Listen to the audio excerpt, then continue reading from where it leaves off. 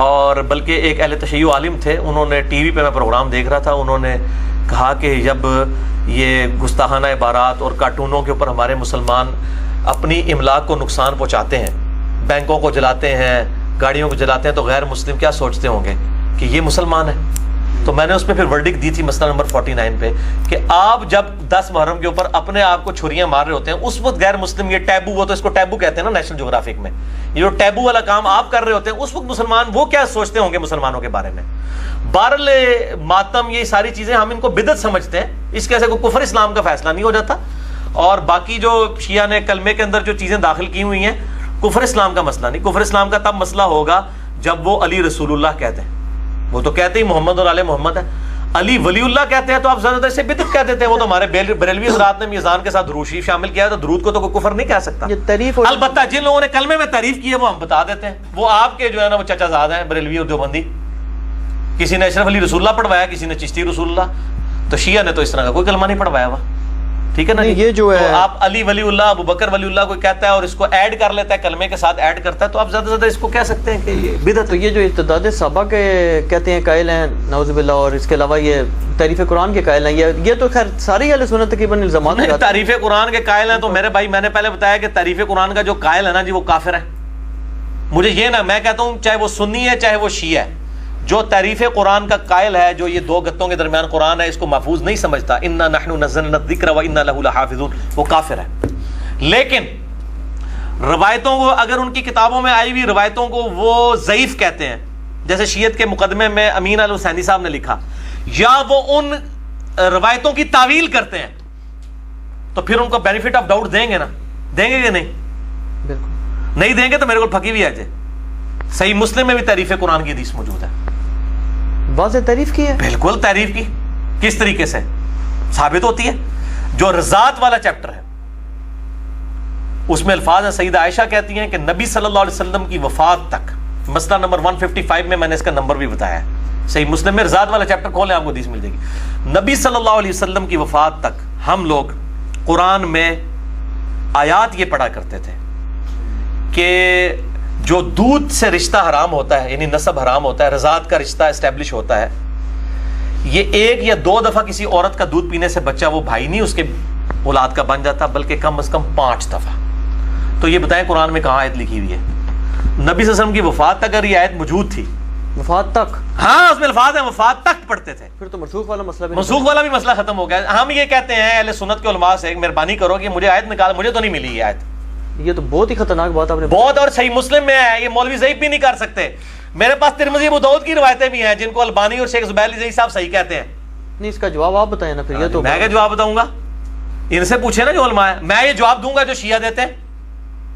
میں یہ کہتا ہوں کہ یہ جو کہا نا کہ وہ، اور اس میں الفاظ کتاب اللہ بھی نہیں ہے، ورنہ تو یہ کہہ دیتے کہ شریعت میں پڑھی جاتی، اس میں قرآن میں پڑھی جاتی تھی، تعویل بھی نہیں ہو سکتی.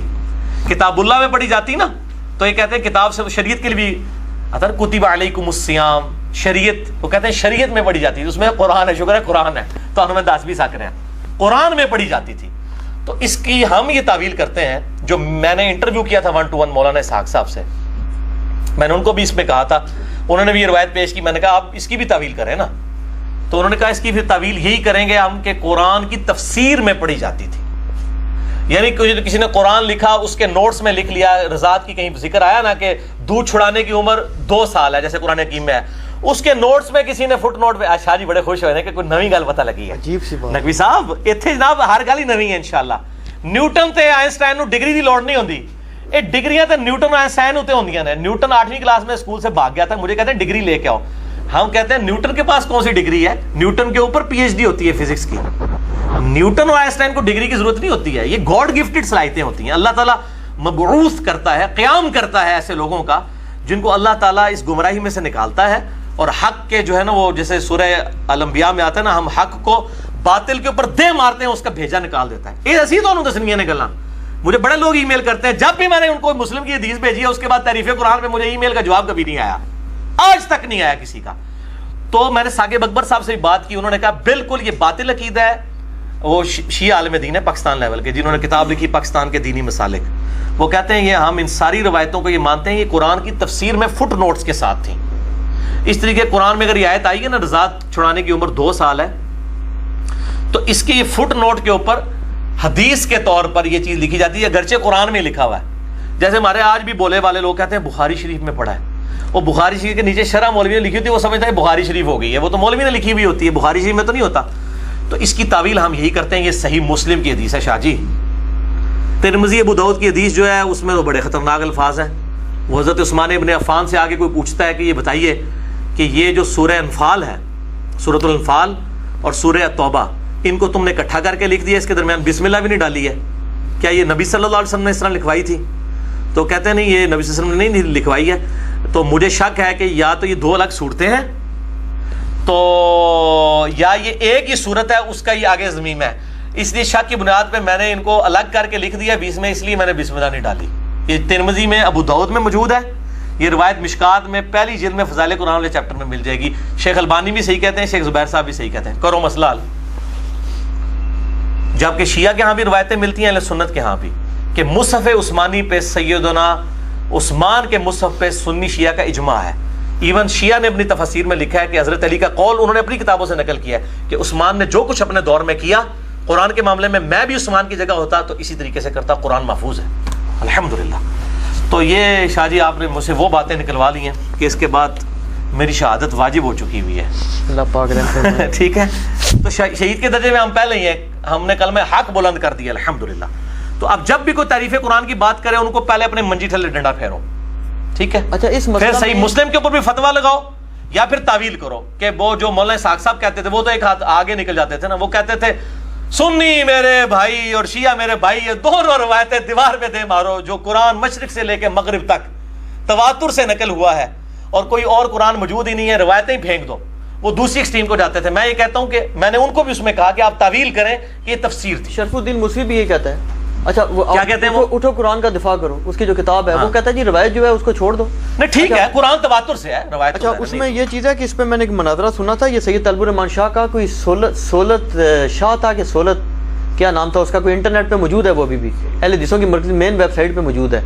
تو اس میں میرا خیال ہے وہ سولت کو بھی شاید اس چیز کا پتہ نہیں تھا. یہ روایت پیش کرتا ہے طلب الرحمان شاہ صاحب، کیا جواب ہے؟ جی اب جواب دیں جناب، اٹھ ہی نہ سکتے. او بھائی آئنسٹائن تے نیوٹن تے نہیں نا ڈگری والے تو نہیں ہوندے، وہ تو ڈگری والے مولوی بیٹھ کے لڑ رہے سن نا. وہ زیادہ تر الاتقان کی روایتیں پیش. اچھا اور بتائیں کوئی اور چیز ہے تو چلیں. یہ بھی بڑے عرصے سے ادھار تھا نا، میرے خلاف بڑے بڑے کلپ چڑھائے ہوئے ہیں. اور میں کہتا ہوں کہ قرآن کی حفاظت کا ذمہ اللہ نے لیا، یہ ہو ہی نہیں سکتا اس میں کوئی تعریف کر سکے. شیعہ بھی چاہے تو تعریف نہیں کر سکتے، سنی بھی نہیں کر سکتے. یہ ساری کی ساری روایتیں جو ہے دیکھیں قرآن کا مقابلہ نہیں کر سکی.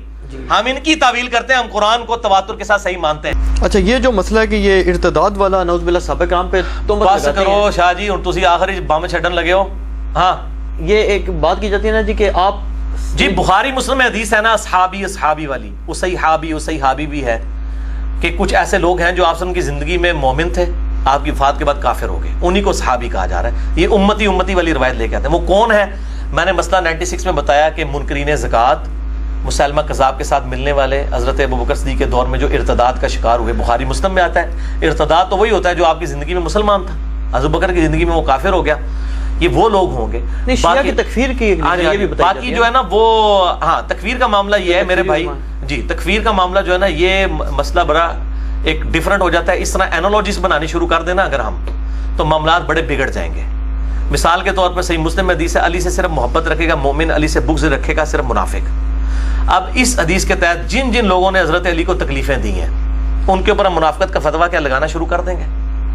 بھائی ان کو تعویل کی غلطی لگی ہے. اس طریقے سے آج اگر کسی تک کوئی دین ایسا ٹیمپرڈ فارم میں پہنچا ہے، آپ بجائے ان کے اوپر کفر کا فتویٰ لگانے کے ان کی اصلاح کرنے کی کوشش کریں کہ بھائی یہ جن لوگوں کے اوپر آپ کفر کے فتوے لگا رہے ہیں ان کی شان میں نہج البلاغہ میں خطبے ہیں، اور معاویہ بھی جو ہے اس کو بھی کافر حضرت علی نے کبھی نہیں کہا، اس کو منافق نہ کہیں.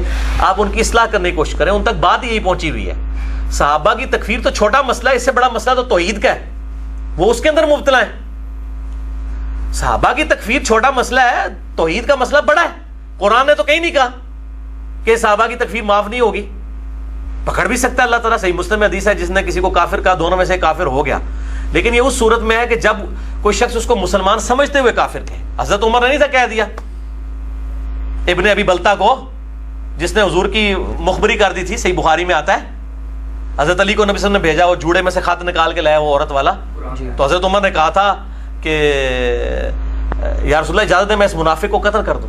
آپ نے فرمایا چھوڑو یہ بدری ہے, اللہ نے اگلی پچھلی خطائیں اس کی معاف کر دی ہوئی ہیں. نبی کے ساتھ خیانت کرنے والا منافق ہی ہو سکتا ہے, لیکن مسلمان تھا, اس کو غلطی تعویل کی لگ رہی. حضرت عمر کو بھی آپ سے نے یہ نہیں کہا کہ تم توبہ کرو, تم نے ایک مومن کو منافق ہے, ان کو پتا تھا, انہوں نے اپنی تعویل کے مطابق صحیح. اس طریقے سے اگر کسی میں ہے, ہم تو لعنت بیچتے ہیں اس شخص کے اوپر جو ابو بکر, عمر اور عثمان کو کافر کہتا ہے, نعوذ باللہ من ذالک کے کسی صحابی کے اوپر. لیکن مسئلہ ہے کہ جس کو یہ کینسر لگ گیا ہوا ہے, اس کا علاج کس نے کرنا ہے؟ سعودی عرب کے ریال لے کے اپنے مولویوں کا تو علاج نہیں کر رہے ہیں, ان کے اوپر فتوے لگا رہے ہیں. اور یہ بھی توصیف راشدی کلپ چڑھا رہا ہے وہ یاسر الحبیب کے. یاسر الحبیب وہ رافضی ہے جس کو ایران والے کافر کہتے ہیں, پاکستان کے شیعہ کافر کہتے ہیں. رافضی وہ تو امام خمینی کو کافر کہتا ہے یاسر الحبیب, اور اس کے کلپ عربی والے چڑھا چڑھا کے جواب دے رہا ہے سنی عوام دیکھو شیعہ کیا کر رہے ہیں.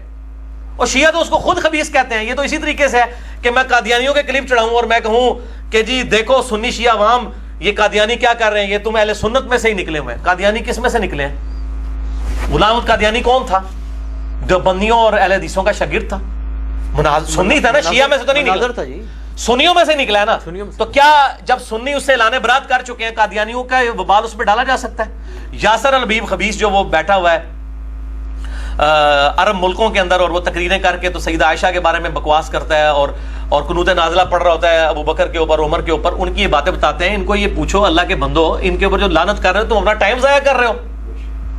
تو یہ بھی ساتھ پھر بتاؤ منافق نہ, میں نے پوری بات بتائی ہے, میں کہتا ہوں اس پہ بھی لعنت ہے, اور اس کے خلاف لیکچر چڑھانے والے جو ہیں وہ خود لعنت کے مستحق ہو رہے ہیں, حق چھپا کے آدھی بات کر رہے ہیں کہ اس کو تو شیعہ جو ہے خود رافضی کہتے ہیں. سعودی عرب میں اپنا ایران میں پابندی ہے اس شخص کو, ایران سے اس کو ملک سے نکالا گیا اسی خبیثت کے بعد, اور خامنائی صاحب نے فتویٰ دیا ہے باقاعدہ اس کے خلاف کہ یہ خبیث کا ہم سے کوئی تعلق نہیں ہے. ٹھیک ہے نا جی. تو جس چیز کو وہ آن ہی نہیں کر رہے, آپ ان کے حوالے کمزور پیش کر کے تو وہ مطلب ان کو چڑھائی کرنے کی کوشش کر رہے ہیں. بالکل بےایمانی کر رہا ہے یہ. بھائی ریال آپ نے حلال کرنے, خدا کے لیے سچی بات کرو, ان لوگوں کا رد کرو جن کا رد بنتا ہے. ٹھیک ہے نا جی. یہ کس کو, اور پھر آپ نے جواب دینا ہے, وہ عربی میں کلپ ہے نا, تو عربی میں جواب دو, آگے عربی میں جواب دینا, پتہ لگے. اردو میں کلپ دکھا کے وہ جواب دے رہا ہے. ٹھیک ہے نا جی. تو اس طریقے سے یہ معاملات کر رہے ہیں, تو ان کو مطلب شرم و حیا کرنی چاہیے. تو اس طریقے سے نہیں ہوتی چیزیں. اور بس آخری سوال آپ سے ایک کر لوں, آخری بھی رہ گئے, کہ حضرت, یہ اس میں لکھا نہیں ویسے میں کہہ رہا ہوں, کہ حضرت امام مہدی علیہ السلام نے جب تشریف لانا ہے تو ان کے بارے میں مجھے جہاں تک پتہ چلا کہ مفتی اکمل بریلوی صاحب جو انہوں نے تو یہاں تک کہہ دیا, اور غالباً دیوبندی بھی ایسی بات کرتے ہیں کہ جی امام ابو حنیفہ کے مقلد ہوں گے. تو نہیں, انہوں نے لکھا, وہ قاضی ثناء اللہ پانی پتی نے لکھا ہے کہ امام حنیفہ کے مقلد ہوں. آپ کا قیاس ویسے کیا کہتا ہے کہ وہ قیاس کیا ہے؟ میں نے تو پورا لیکچر امام مہدی کے اوپر ریکارڈ کرا کے ان سارے منوسوں کا رد کیا ہے. مسئلہ نمبر 127 بھی ہے, امام محمد مہدی رضی اللہ تعالیٰ عنہ علیہ السلام کی خلافت پہ پوری دنیا کے سنی اور شیعہ کا اجماع ہوگا, امت ان کو ایکسیپٹ کرے گی, ورنہ 500 امام مہدی قتل ہو چکے ہیں. بریلویوں میں آ گیا, اہل حدیثوں نے نہیں ماننا, اہل حدیثوں میں آ گیا, دیوبندیوں نے نہیں ماننا, شیعہ میں آ گیا, انہوں نے نہیں ماننا. وہ غیبی مدد اللہ کی خاص ہوگی کہ پوری امت ان پہ اتفاق کرے گی, اور وہ اللہ تعالیٰ کا وعدہ ہے. امام محمد مہدی پہ میں نے 2 گھنٹے کا لیکچر دیا, مسئلہ 127 بھی, وہ آپ دیکھ لیں جس کو شوق ہے, بڑی ڈیٹیل کے ساتھ, بالکل کلیئر کٹ ہے. میرا خیال ہے ہم نے کافی ساری باتیں کھل آگے کر لی ہیں. بالکل. باقی میرے لیکچر اتنے زیادہ ہیں, جس کو شوق ہے تو اہل سنت پاک.com پہ جائیں. اس میں ہم نے آل لیکچرز میں نا ایک ہمارا سب اس کا ٹائٹل ہے مین لسٹ آف مین ٹاپکس. اس کو آپ کلک کریں گے, اس میں پنجتن پاک کی نسبت سے میں نے 5ویں نمبر پہ خلافت و ملوکیت ریلیٹڈ لیکچرز رکھے ہوئے ہیں. وہ جتنے میں نے آج تک دیے ہیں وہ اس میں آپ کو کمبائنڈ فارم میں مل جائیں گے. مسئلہ نمبر 101 ہو, 102 ہو, 61 ہو, یہ سارے کے سارے لیکچرز. یہ ریسرچ پیپر نمبر 5B واقعہ کربلا کا حقیقی پس منظر 72 صحیح الاسناد حدیث کی روشنی میں, اس میں بھی میں نے ان لیکچرز کے حوالے دیے ہیں. اللہ تعالیٰ سے دعا ہے جو حق بات میں نے کہی اللہ تعالیٰ ہمارے دلوں میں راسخ فرمائے. اگر جذبات میں میرے منہ سے کوئی غلط بات نکل گئی تو اللہ تعالیٰ ہمارے دلوں سے معاف کر دے. ہمیں کتاب و سنت کی تعلیمات پر عمل کر کے دوسرے بھائیوں تک پہنچانے کی توفیق عطا فرمائے. سبحانک اللہم و بحمدک, اشہد ان لا الہ الا انت, استغفرک و اتوب الیک, وما علینا الا البلاغ المبین. جزاکم اللہ خیرا.